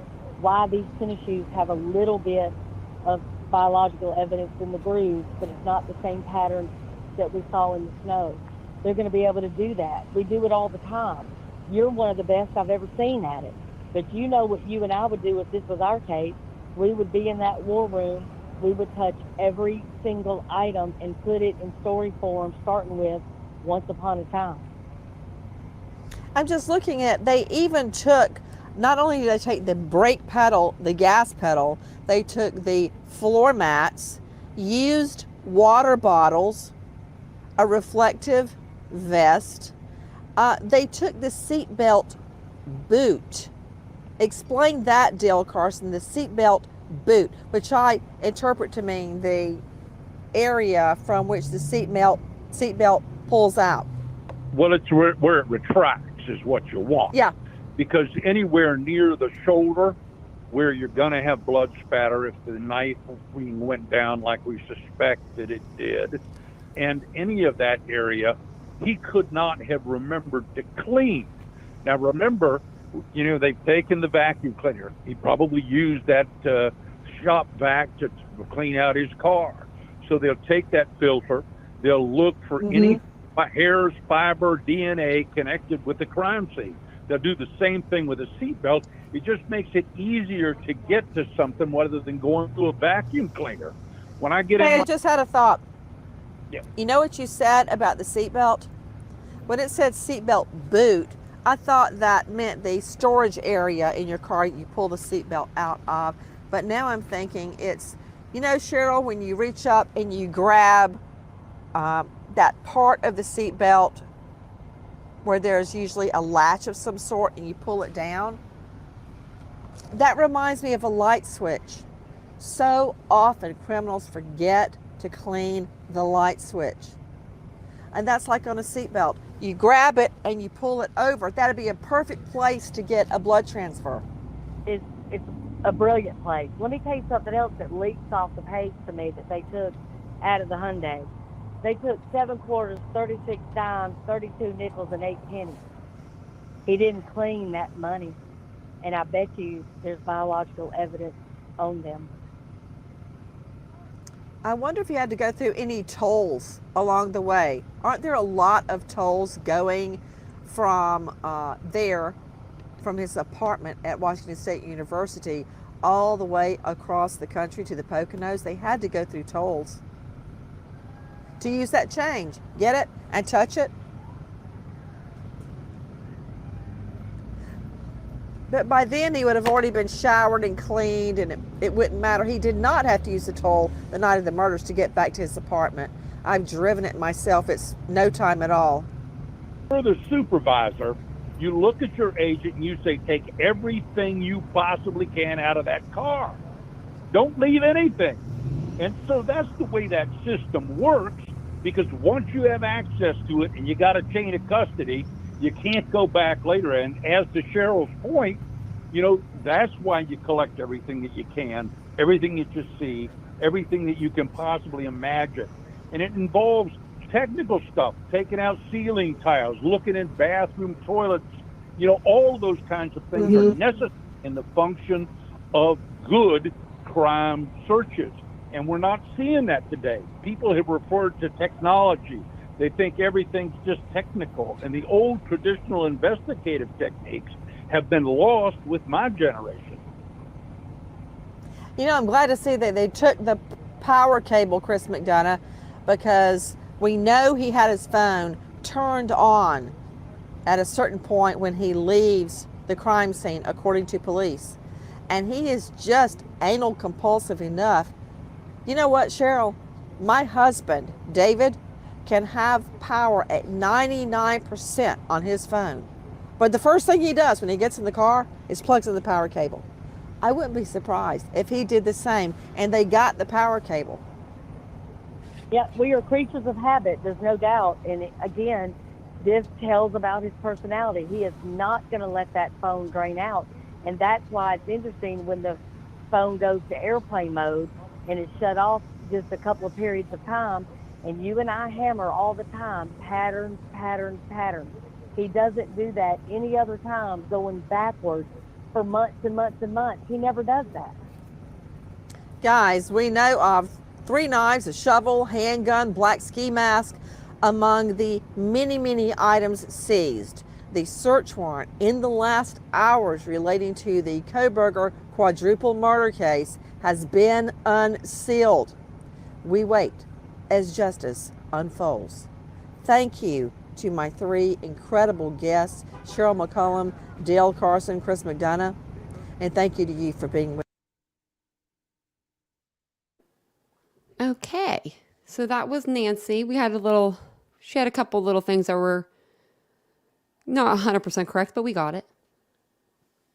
We love her. I forget what we were talking about in the chat now. I was like, what were we talking about? Let's see here. What was I going to go over? Oh, so the goggles is still blowing my mind. I don't know why he would have goggles. I'm sure it's for something that's, like swimming or whatever. But coming from somebody that's supposed to wear goggles when they swim, like no matter what, I never do. So for me to see somebody that just has like a pair of goggles in their car, and maybe it's because I'm from Ohio, that just is a little awkward to me, a little strange. But that's probably what it is. I'm from Ohio and we don't have anything but like rivers, creeks, and lakes here if you want to swim, if you don't have a pool. So you probably should have some goggles, but I don't swim in that stuff. So, But I do love me some Nancy. I want to know, me too. I want to know what kind of knife when they wrote just knife, Catherine says. That's what I want to know that too. I want to know what kind of knife. I want to know how big. What did it look like? Is it the knife we're thinking it could be? That's very interesting to me. But then again, I don't know. I could see a guy just having like a freaking butter knife in his car for some reason. I could see Vincent having one. I don't know why. Like I could see him like taking it downstairs to like, get a nail or something out with it and then just like leaving it in his car. Maybe that's me. Maybe that's something I would do. But I think that the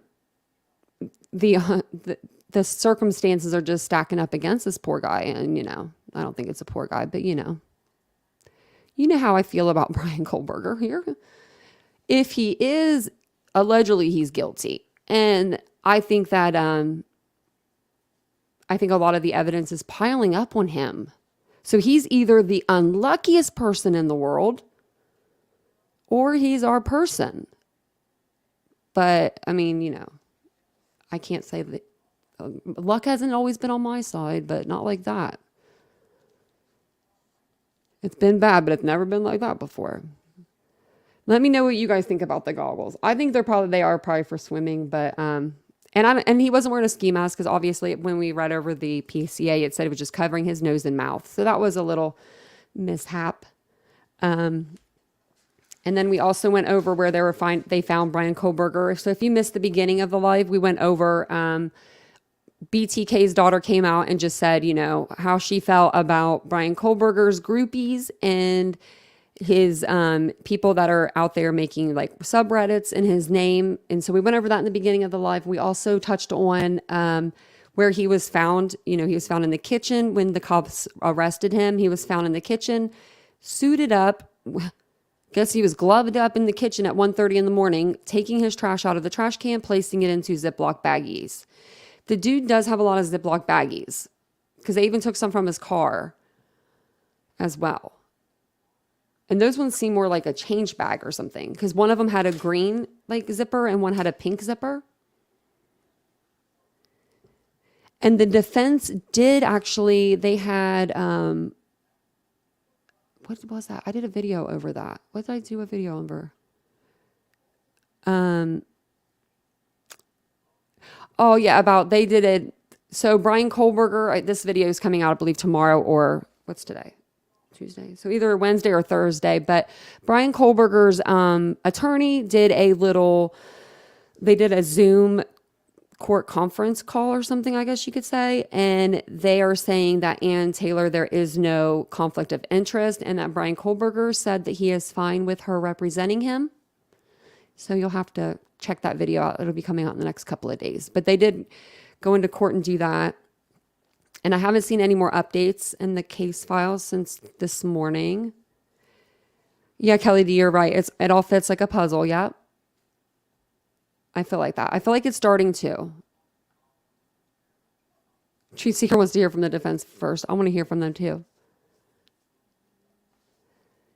So, let me see here. If you guys want, I'm going to share this tab with you. This is the list that I have for Bryan Kohlberger's receipt of property. I'm not going to go through it again because we went through it before, but I am just going to like scroll through it like, that way, if you guys need to take like a screenshot, or if you guys want to pause it if you're watching it on a replay, or pause it now when you're watching it right now. These ones are like the ones with this one with the question marks. I just don't know why they just item photographed, but they didn't take it. So I would just have that like that. So, and then this is the second part of the list. And I guess I put a roll drawing there. So we'll have to change that. I'll just put mind. And then we think this one says like, we're thinking ID cards on this one, so. And then there's the rest of the list. So that way you guys have it.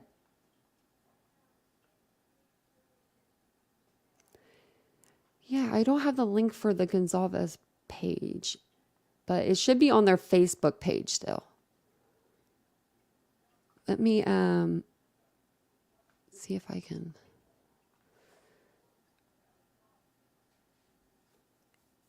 Let me see here. Oops. I was going to try to find the link if it'll let me. Let's see here. Oh, I didn't spell that right. Whoops. Gotta spell Facebook right to get on Facebook. The C didn't click down for me for some reason.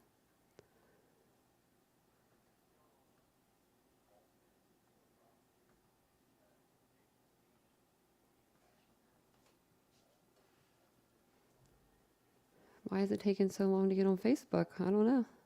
Oh, she got it. Okay. She got it for you guys. I was like, what is going on here? I never get on Facebook, so let me get off of here before someone messages me and says, oh, hey, what are you doing? Just kidding. Goggles to hide bushy eyebrows. I think if he was wearing the goggles, his bushy eyebrows would stand out even more because his eyes are sunken like in. They're not like sunken in, but you know how like you have like some people have set back eyes. They're just like more set back in your head. I don't know how to explain it, but you know what I mean? Like more sunken in almost. I feel like when he puts the goggles on, I think that the eyebrows would be more prominent. Just so weird. I'm just, we're going to only be able to speculate and stuff until June, but we did get some information. I mean, we're getting information leaked out, not like leaked. I mean, obviously this is a different state. That's why they went ahead and they released their documents, which I think is pretty nice that they did that. Hopefully we will hear a little bit more about the items that they took before court, because I don't know if I can wait that long, but if I have to, I have to. Don't forget to like the video if you guys wouldn't mind doing that. I'm going to put a banner on the bottom actually for my TikTok and my Twitter. If you guys want to follow me over there, I've been posting a lot. I've been doing good at posting. I've been trying to. So if you guys want to ever get any news like super fast, that's the best way to do it, over on Twitter or over on TikTok. I try to do Twitter as fast as I can. That's usually the best one. TikTok, I've been uploading lots of TikToks. Been trying to. Tomorrow we're going to do a members only live. Do a little members only mental health day. I'll put the link in the chat if anybody wants to join the membership and want to become a member to join us, just remember that you have to be a Titan 1 tier or a Titan 1 tier 1 or a Titan tier 2. And it's going to be so much fun. Yeah, I think I'd be frozen in shock too. I don't like, so she never really, I guess, said there was goggles, but if you think about it, I mean, he could have taken them off, or maybe they're not even there for that. But if he was trying to think of everything, he might have tried to do one of those freaking, what was that guy's name off of Psycho, where he dresses like head to toe, like in,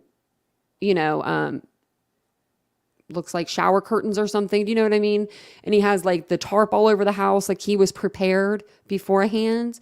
So I think that this could have been something that he thought he was doing in preparation for that.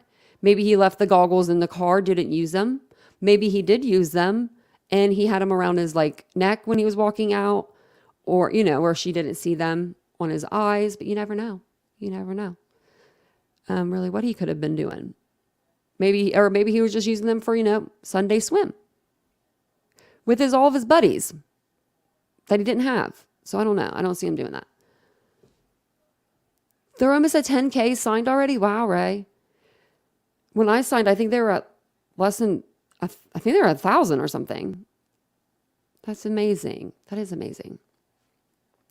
Yeah, they're getting the signatures that they need. I just don't know what they're going to do. I mean, if Bryan Kohlberger is saying it's okay and she's saying it's okay and the judge is saying it's okay, but I don't think that it's okay.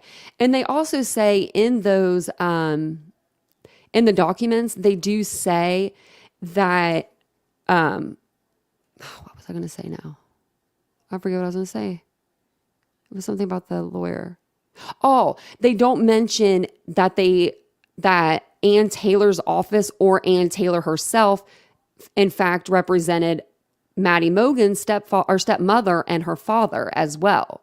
They only put in there the part about Kara Kernodle and saying that Ann Taylor didn't represent her. So it's basically Ann Taylor's word against Kara Kernodle's word. And Ann's trying to say that Kara didn't know who her attorney was, that Ann Taylor, her name's on all of the documentation at the top, on the letterhead. Get out of here with that. Because for the fact that I feel like Kara Kernodle knows, that woman knows who her lawyer is. She's been in the system for too long. Do you know what I mean? Like this ain't her first rodeo. She knows who her lawyer is. And I feel like it was her. Oh, thank you, Ina, for the super sticker. I appreciate that. Oh, and I hope your dad had a good birthday. I actually was talking about him today. I had a counselor appointment and I was talking about your dad. I was just telling my counselor about how he had his 91st birthday. And I said that was super awesome. Especially when a family doesn't agree, this can make a difference. Always fight for the victims, number one. Exactly. You're exactly right. Yeah. So I just think that it should have probably just been given to somebody else. With this being such a high profile case, why make it any more difficult? I feel like he would have been okay if he got another lawyer. But apparently he said he's okay with her. So I guess if you do that, then you're just, I don't know if you can go back later on and say, oh, no, she didn't represent me well, because you said, nope, your sound mind body, said that you were able to, she was able to, represent you. Oh yeah, email me some birthday pictures and I'll have to show them next time we go on live. Yeah. Yeah, giggles. Yeah, that's what I'm afraid of too, because they're already kind of settling it. And I think that actually tomorrow I have, let me see. So tomorrow I have a video coming out. It's pretty much kind of what we talked about earlier, but it's about BTK's daughter. And then on the 9th, I have a Bryan Kohlberger video, and then what we just went over, Nancy, I have her, I think, on Friday or something, or Thursday or Friday night. So you guys will have that to listen to again if you want to watch it again. But yeah, so it's out there. I think that I think it's a conflict of interest myself, but I'm not the lawyer, I'm not the defendant, thank God. But I feel for the victims And I think that the victims and the victim's family should have an input in us saying this. And if Kara Coronado is straight saying that she was her lawyer, then, you know. So Ann Taylor is saying she never defended Kara. Yeah, she's saying that. That's what she's saying in the documents. She's saying that she never personally defended her. But in my mind, Kara Coronado would know who's defending. You know what I mean? She would know who she signed her power of attorney over to. That's not something you do lightly. I don't care if you're on drugs or you're not on drugs. Like, it's still something you're going to think about before you do it. Even if you're on a million drugs and you're trying to get into a rehab and you're wanting to sign anything, you're still going to think about that for a split second. And you're going to know who you're signing it to because you're going to be probably in the same room with that person when you sign the documents. Actually, never mind, you are. You have to have, I just thought of this. You have to have your attorney present and you have to have a witness. So it has to be a witness, like a legit witness. It can't be your brother's friend.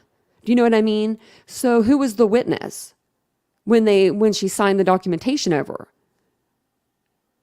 I'm gonna have to write that down. Don't make me call Mr. Gonzalez and be like, here, this is what I've got. But no, like really, because my mom gave her power of attorney to my aunt twice. So I've been through this bull crap, and if that's what it is, it's BS to go through.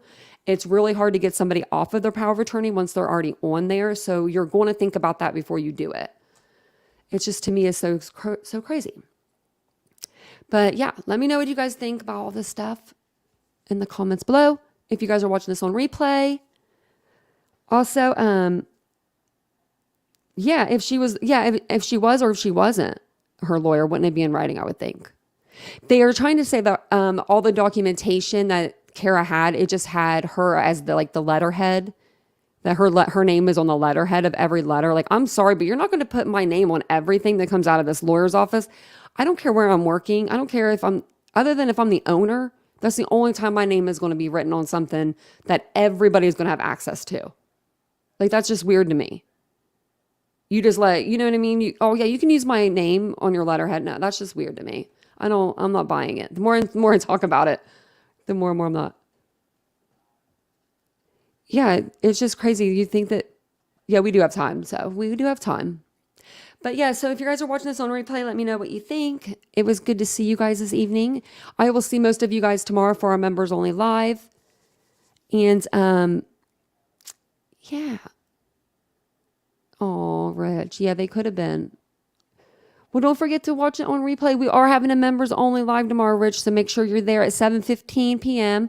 I'll try to do another community post about it tomorrow. So we do need more Clifton Newmans in this world. Speaking of which, Teresa sent me a picture today, which I had seen it, but I loved it when you sent it to me because it made me smile really big again. It was of Judge Newman. He was at a baseball game over the weekend. He got to relax. He got to hang out, and he just got to relax and be him. And he looks so stinking cute and happy.